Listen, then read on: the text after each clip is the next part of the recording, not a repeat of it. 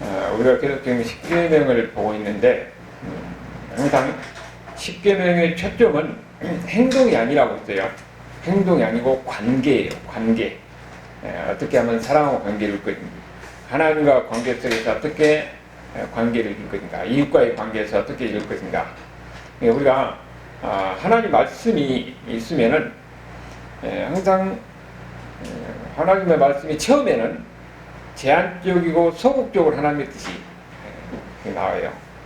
그리고 그것이 이제 구약이 뒤로 가고 그 다음에 신약에 와서는 적극적이고 명확하게 하나님의 뜻이 거기에 드러나게 됩니다.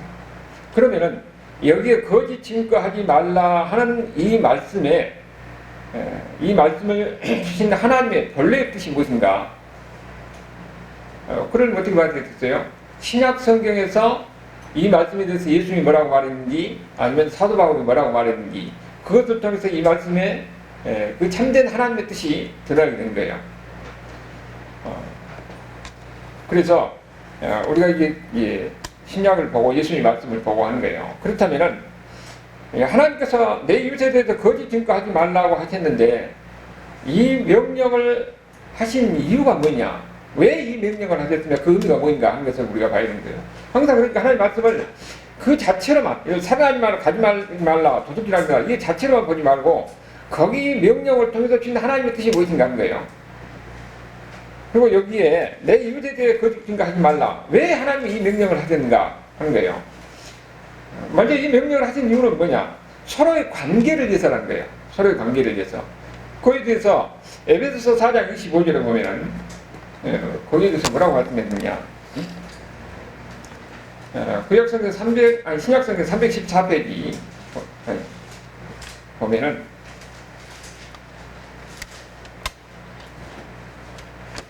신약성경 314페이지 에베소서 4장 25절 거기 뭐라고 다 같이 한번 읽어봅시다. 그런 그 거짓을 버리고 각각 그 이익과 더불어 참된 것을 말하라. 이는 우리가 서로 지체가 되리라. 그랬죠? 거짓을 버리고 이익과 더불어 서로 참된 것을 말하라고 그랬어요. 지체는 뭡니까? 엄청 가까운 거 아니에요.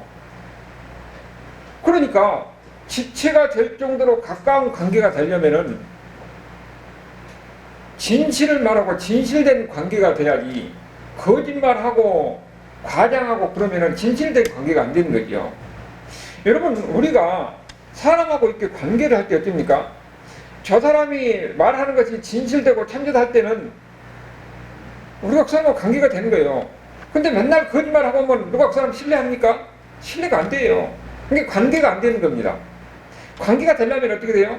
진실된 관계가 돼요.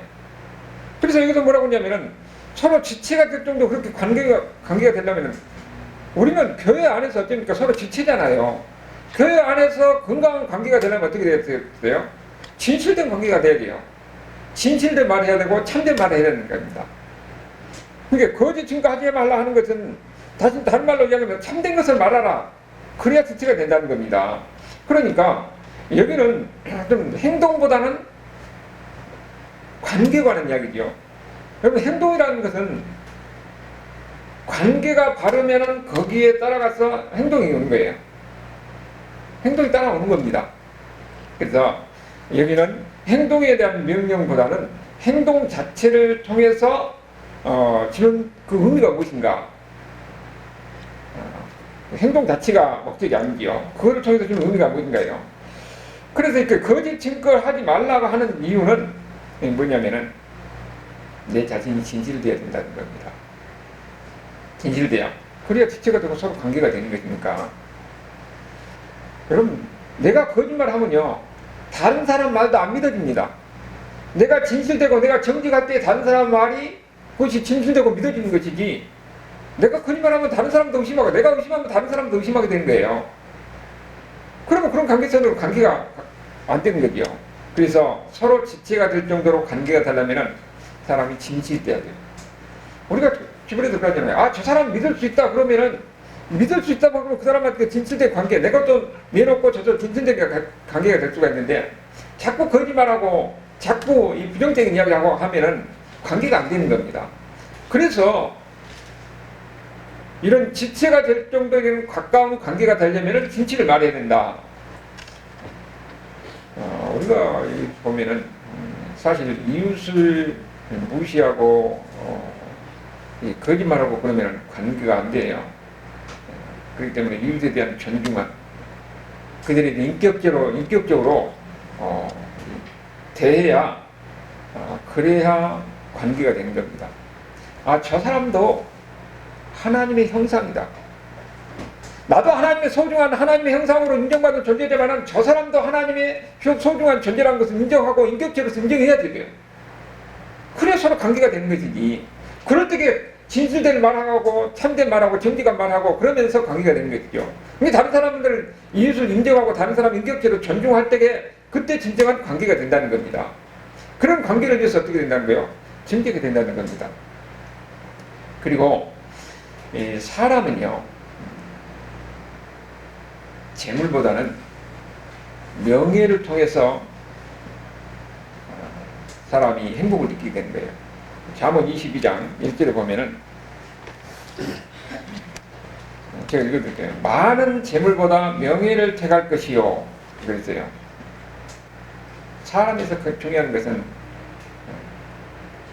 재물보다 명예를 통해서 사람은 뭘 느낍니까? 행복을 느끼는 겁니다. 그러니까 그 말은 무슨 말이냐면 내가 다른 사람에게 얼마나 존중을 받고 있는가. 여러분 가정에서 남편이 아내에게 존중을 받을 때 그때 어떻습니까? 그래 좋은 관계가 되는 거예요. 남편도 아내도 마찬가지예요. 아내도 남편에게 존중을 받고 있다. 그럴 때게 어쩝니까? 좀 좋은 관계가 되는 겁니다. 그것이 이웃과의 관계도 마찬가지예요. 직장에서도 마찬가지로 내가 저 사람에게 존중을 받았다 할 때게 그 일할 보람을 느끼잖아요. 근데 모든 관계 속에서 마찬가지입니다. 어떤 돈이 많고 적은 것이 그 사람의 행복이냐 불행이냐 하는 걸 결정하는 것이 아니라 내가 어디든지 내가 존중받고 있느냐 인정받고 있느냐 거기서 그 사람의 행복이나 이 불행 이것을 그렇게 느끼게 되는 거예요. 그러니까 우리가 이 상대편에게 거짓말하고 하는 것은 상대편을 무시하는 것이고 존중하지 않는 것이에요.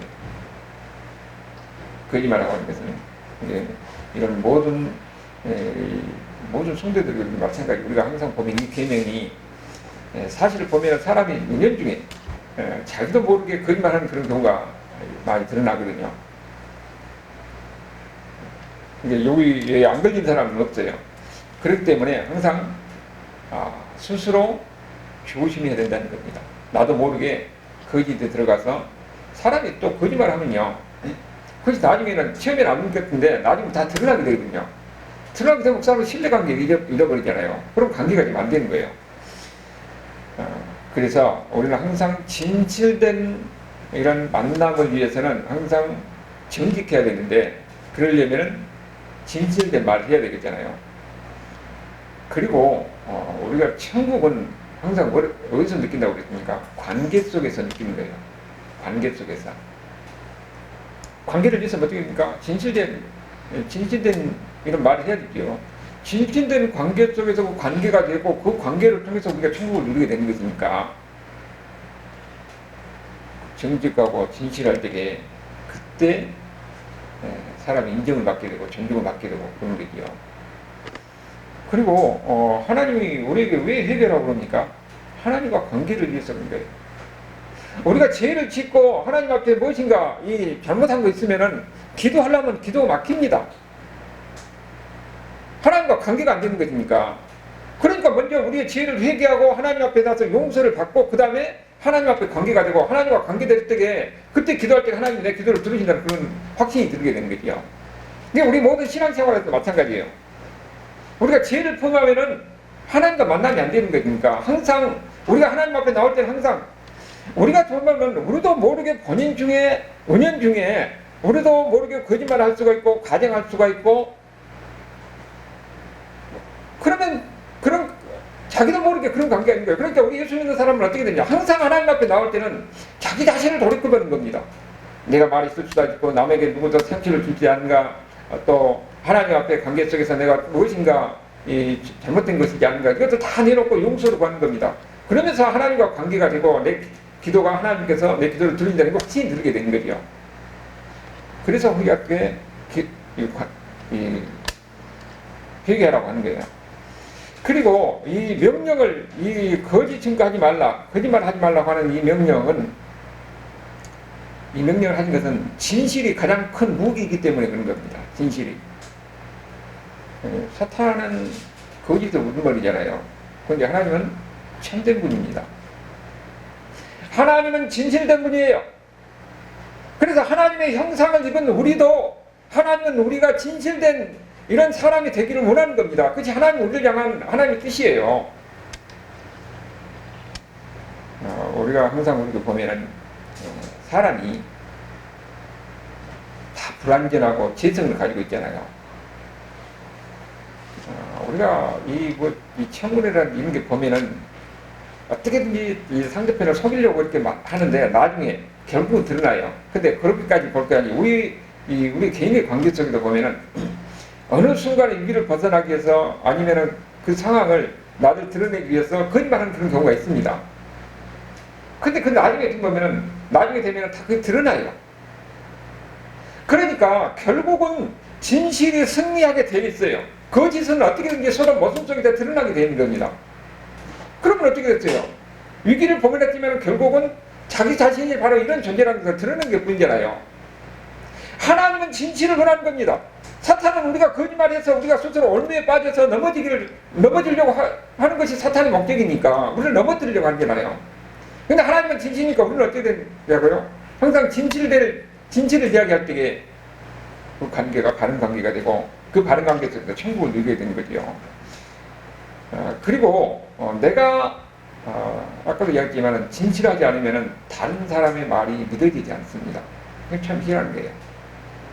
내가 정직하고 진실을 말할 때에 저 사람도 정직하고 진실을 말할 것이라는 믿음 속에서 저 사람의 말을 믿어지지, 내가 자꾸 거짓말하면 저 사람도 거짓말할 것이다 생각 속에서 상대편 말이 안 믿어져요. 그럼 스스로에게 불행한 거잖아요. 그러면은 관계가 안 되는 거예요. 관계가. 그래서 오직 진실을 말할 때에 정직한 관계가 시작된다 하는 것을 우리는 항상 마음에 염두에 둬야 됩니다. 그래서 이웃과의 이 건강한 관계를 위해서 하나님은 우리에게 거짓 증거하지 말라, 참된 것을 말하라. 그래야 지체와 같이 이런 가까운 관계가 된다는 겁니다. 교회는 모두가 다 뭐라고 그래요? 지체라고 그랬어요. 지체로서 건강한 관계가 되려면은 거짓을 말하는 것이 아니라 참된 진실을 말해야 된다는 것을 우리에게 강조하고 있는 겁니다. 그래야 건강한 교회 공동체가 되고 거기에서 공동체 속에서 천국을 누릴 수가 있기 때문에, 그렇다면은 이 거짓말 하지 말라, 이 말씀을 그럼 우리가 어떻게 지킬 것인가 하는 건데, 제일 먼저 중요한 것은 긍정적인 사람이 돼야 돼요. 긍정적인 사람이. 사람은요, 희한하게 모든 것을 부정적인 방향으로 생각하고 평가하는 경향이 있어요. 그러나 우리는 예수 믿는 사람으로 하나님의 의리 입은 사람은 모든 것을 다 좋은 방향으로 생각하려고 노력해야 돼요. 긍정적인 방향으로 생각을 노력해야 됩니다. 죄인의 특성은 뭐냐면 열등의식이에요. 열등의식. 모든 사람들이 다 열등의식이 있습니다. 그 열등의식을 가진 사람은 어쩝니까? 사고를 꼭 항상 삐뚤어지게 벌어보려고 해요. 그런 경향이 있는 겁니다. 그러니까 자꾸 보면은 뭐 일이 있어도 나쁜 쪽으로 해석하려고 하는 그런 경향이, 그런 인간의 열등의식 속에서 그렇게 저절로 나와요. 그러나 우리는 하나님의 은혜를 입은 사람이에요. 성령님께서 함께 하시기 때문에, 성령님께서는 우리에게는 뭡니까? 긍정적인 방향으로, 좋은 방향으로, 그런 방향으로 해석하려고 우리가 노력을 해야 되는 거죠. 우리가 성령의 은혜를 입은 사람이라면. 그리고 사람이요, 참 희한하게 사람이라는 것은 말할 때 보면은 자기가 들은 것에 대해서 거기다 꼭 덧붙여요. 그리고 말을 증폭시키고 전해주면은 나중에 전혀 다른 말이 돼가지고 상대편을 죽이는 그런 경우가 많이 있잖아요. 그것이 언제부터 시작됐냐면은 아담과 하와부터 시작됐어요. 사탄이 뭐라고 합니까? 사탄이 하나님은 동산 중앙에 있는 선악의 알건 나무 씨가를 먹지 말라고 그랬는데, 사탄은 뭐라고 그럽니까? 동산 중앙에 있는 나무의 실과이 아니라 모든 실과를 먹지 말라느냐. 사탄은 그걸 거기다 없는 말을 거기다 덮칩니다. 그러니까 그걸 받아가지고 하나가 뭐라고 합니까? 하나님은 먹지 말라고 그랬지 만지지 말만 안 했거든요. 먹지도 말고 만지지 말라고 했더라고. 거기다 또 만지지 말라까지 거기다 덮는 겁니다. 이것이 인간의 그 죄성 속에서 나타나는 인간의 그 죄인의 그 본래 모습이에요. 죄를 지으면은 사탄의 그 거짓말하는 이런 속성, 거기다 과장되게 하는 것이 거기에 그 덧붙여가지고 결국 넘어뜨리게 하는 겁니다. 그러니까 이렇게 계속 보면 점점 더 부정적인 방향으로 나가게 되는 것인데, 남의 이야기가 아니라 우리의 모습이라는 걸 알아야 돼요. 우리는 죄성을 가지고 있기 때문에 아직도 우리가 하나님의 은혜 안에서 하나님 예수 믿는 사람으로서 의로운 사람을 인정받았지만은 우리 남은 죄성 속에서는 항상 그렇게 가는 경향이 있어요. 그래서 이 말씀을 우리에게 주신 겁니다. 이런 죄성을 이기고 하나님의 은혜 안에서 어떻게 하면은 아름다운 관계, 건강한 관계, 그 관계 속에서 천국을 누릴 것인가. 거짓말하지 말고 진실된 관계를 가지라. 이 이야기를 좀 우리에게 준 거예요. 그래서 사람은요, 이 그대로 놔두면 항상 이렇게 부정적인 모습이 드러나게 돼요. 여러분, 이것이 인간 본래의 모습이라는 것을 우리가 인정을 해야 됩니다. 그래서 우리가 말을 잘못하면은 사탄의 노예가 돼가지고 거기에 걸려든 겁니다. 그래서 믿는 사람들 어떻게 하라고요? 항상 긍정적인 방향으로 생각하도록 해야 된다는 겁니다. 그래서 긍정적인 생각을 하는 사람하고 부정적인 생각을 하는 사람하고 우리가 비교해 보면은 먼저 부정적인 사람들은 모든 것이 다 뭡니까? 허물러 보여요. 그래서 다른 사람을 세우려고 하는 것이 아니라 넘어뜨리려고 하는 거, 무너뜨리려고 하는 겁니다. 부수기만 하고 채울 줄은 몰라요. 근데 긍정적인 사람은 어떠느냐? 사람을 세워줍니다. 그리고 이해하려고 노력하고 세워주려고 하고 이해하려고 하고 그렇게 하다 보니까 관계가 되는 것이지요. 그런 관계 속에서, 건강한 관계 속에서 천국을 누리게 되는 겁니다. 가정에서도 마찬가지예요. 가정에서도 남편과 아내가 관계 속에서 자꾸 이 아내가 남편에게 부정적인 말을 하면은 밖에 나가서 그렇게 힘든데 안에서는 어떻게 됐어요? 가정에서 힘을 얻지 못하잖아요. 마찬가지로 남편이 아내가 자꾸 이렇게 비꼬기만 하고 이 잘못된 것만 이렇게 지적하고 그러면은 그럼 어떻게 그 가정이 행복하고 건강한 관계가 되겠습니까? 우리가 그런 사람이 모일 때는 다 마찬가지예요. 사람이 모일 때 보면은 자꾸 남의 허물만 보는 사람은 그 사람은 항상 허물만 봐요. 그럼 그 관계가 안 되는 겁니다. 기왕이면 다른 사람의 허물을 보지 말고 좋은 방향을 보고 인정하려고 하고 다른 사람의 허물도 이해하려고 노력해야 돼요. 아니 우리가 보면은 다 이 연약하지 먹는 사람 어디가 있겠습니까? 제가 수련회 옛날에 청년 때 수련회 가서 보니까 이 어떤 자매가 있는데 보니까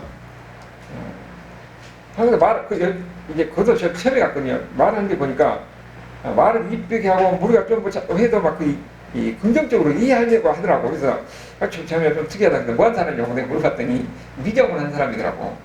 미장을 한 사람들이 참 말을 이쁘게 해요. 그런데 그 피아노 치는 하나 그 자매 있더라고요. 근데 그 자매를 보니까 되게 뭐 질투가 많아가지고 질투심 있게 이야기를 하더라고요. 이게 음악대 나가고 피아노 이게 하는 사람보다 그냥 이 미장원 한 사람이 훨씬 더 이쁘게 돼요. 사람이 말을 이쁘게 하면은 진짜 사람 이쁘게 보입니다. 여러분 그러니까 남편에게 사랑을 받으려면은 아내가 말을 이쁘게 해야 돼요. 이쁘게 하면 사랑을 받습니다. 마찬가지로 모든 관계 속에서 마찬가지입니다. 우리가 항상 보면은 긍정적으로 보려고 하면은 다 이쁘게 아름답게 보이는데 부정적으로 여러분 우리가 지금 하도 정치적인 이런 관계 속에서 우리가 심장을 하는 일이 많이 있잖아요. 그래서 자꾸 그걸 비판하다 보면은 나도 모르게 내 자신이 부정적인 사람이 돼가지고 나도 모르게 거의 튀어나와요. 그럼 나한테 불행한 겁니다. 그러면은 이해하려고 노력해야 돼요. 우리가 보면은 사도 바울 시대 때 어땠습니까? 사도 바울은 권력에서 저항하라, 그래 전복하라 그렇게 얘기하지 않았어요. 권력은 하나님께서 준 거니까 그 권력의 권위에 순종하고 인정하라 그렇게 이야기하는 겁니다. 비록 그런 지금 상황이 있다 하더라도 우리는 사람을 보지 말고 하나님의 관점에서 보면 이해하려고 하는, 하나님이 어떤 쪽 가운데서 이런 것을 허용했는지 알지 모르지만은 우리 믿는 사람들은 역사에 주는 하나님이라 있기 때문에 하나님의 관점에서 보면 이해할 수가 있는 거예요. 아, 그런 사람도 있구나, 그걸 허용했구나, 그걸 받아들여야 되는 겁니다. 그래서 예수 믿는 사람한테 항상 어떤 마음을 가져야 된다고요? 긍정적인 마음을 가져야 돼요. 인정하려고 하고 이해하려고 하는 거예요. 그러면 관계가 되는 겁니다. 가정에서도 마찬가지고 직장에서도 마찬가지고 모든 관계 속에도 마찬가지예요. 그것이 이 말씀을 준, 이 계명을 준 하나님의 본래의 뜻이다 하는 것을 우리가 알 수가 있는 거예요.